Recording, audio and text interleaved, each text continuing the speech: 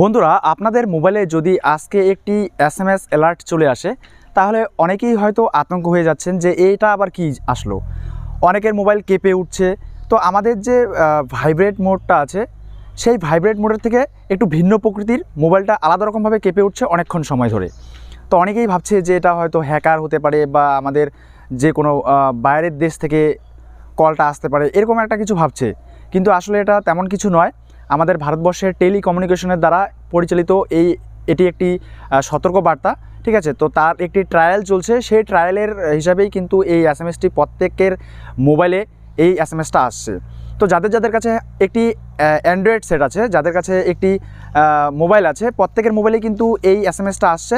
সেটার অর্থ একটাই, সেটা হচ্ছে যে আগামী দিনে আমাদের ভারতবর্ষে যদি কোনো রকম যুদ্ধ পরিস্থিতি তৈরি হয় এবং সেই সঙ্গে কোনো রকম বন্যা পরিস্থিতি বা কোনো রকম প্যান্ডামিক সিচুয়েশন তৈরি হয়, সেই প্যান্ডামিক সিচুয়েশনে আমাদেরকে সতর্ক করার জন্য এবং আমাদের নিরাপত্তা বৃদ্ধি করার জন্য কিন্তু এই এসএমএসটি প্রদান করা হবে।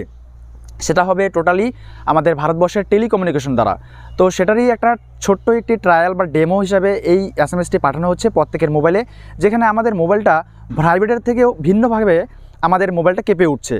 এবং সেখানে কিন্তু অনেকেই আবার ভয় পেয়ে যাচ্ছে যে এটা আবার কী জিনিস নতুন করে দেখতে পেলাম। হ্যাঁ, এটা কিন্তু একদমই নতুন। ভারতবর্ষে আমাদের প্রত্যেকটা নাগরিকের কাছে, যাদের কাছে মোবাইল আছে, প্রত্যেকের কাছেই এই এসএমএসটা আসছে, ঠিক আছে। আর যাদের কাছে এখনও আসেনি অবশ্যই আসবে। তো এটা কিন্তু আজকের থেকেই আসা শুরু হয়েছে, দুপুর 1টা থেকে বা 12টা থেকে। আর এর আগে কিন্তু আমরা একটা এসএমএস পেয়েছিলাম যে আপনাদের মোবাইলে কিন্তু ভারতের টেলিকমিউনিকেশন দ্বারা একটি এসএমএস পাঠানো হবে, যেখানে কিন্তু আপনারা কোনো রকম ভয় পাবেন না, ঠিক আছে। আর আজকে যেটা এসএমএস এসে আপনারা অন স্ক্রিনে দেখতেই পাচ্ছেন, যেখানে পরিষ্কারভাবে বাংলা ভাষায় একবার পাঠানো হচ্ছে, একবার ইংরেজি ভাষায় পাঠানো হচ্ছে। তো দুটো ভাষায় কিন্তু আমাদেরকে এসএমএসটা দুবার করে পাঠানো হচ্ছে। তো দুবার বলতে একটা ইংলিশে একটা বাংলায়, অর্থাৎ দুবার এসএমএসটা আমাদের মোবাইলে এসছে। যখনই আসছে তখনই কিন্তু ভাইব্রেট হচ্ছে একটা ভিন্নভাবে, আলাদাভাবে। তো এখানে কিন্তু ভয় পাওয়ার কিচ্ছু নেই। তো এটাই জানানোর জন্য আপনাদের সামনে এই ভিডিওটা নিয়ে আসা। আশা করছি আপনাদের মোবাইলেও চলে এসছে। যদি আপনাদের মোবাইলে এসে থাকে অবশ্যই এই ভিডিওর কমেন্ট বক্সে কমেন্ট করে জানাতে ভুলবেন না। আর যদি না আসে তাহলে ভয় পাওয়ার কোনো রকম কারণ নেই বা কোনো রকম পদক্ষেপ নেওয়ার দরকার নেই, পুলিশ প্রশাসন বা অন্য কিছু, ঠিক আছে। তো এটা কোনো রকম হ্যাকার বা কোনো রকম, আমরা এর আগে যখন শুনেছিলাম যে ভাইব্রেট হলে নাকি মোবাইল ফেটে যায়, ব্রাস্ট হয়ে যায়, ঠিক আছে, বা হ্যাকাররা হ্যাক করে এইরকমভাবে মোবাইল কেঁপে ওঠে, ঠিক আছে, হ্যাঙ্গিং হয়ে যায়। তো এরকম কোনো বিষয় নেই। এটা আমাদের ভারতের টেলিকমিউনিকেশন দ্বারা পরিচালিত একটি এসএমএস বা একটি ছোট্ট বার্তা, ঠিক আছে। আর যার ছোট্ট ডেমো হিসাবে এই কাজটা চলছে।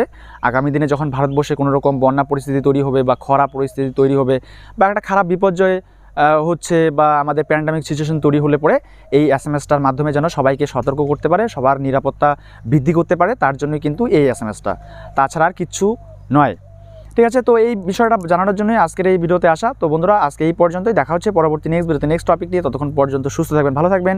এই ভিডিওগুলো দেখার জন্য আপনাদের সকলকেই অসংখ্য অসংখ্য ধন্যবাদ।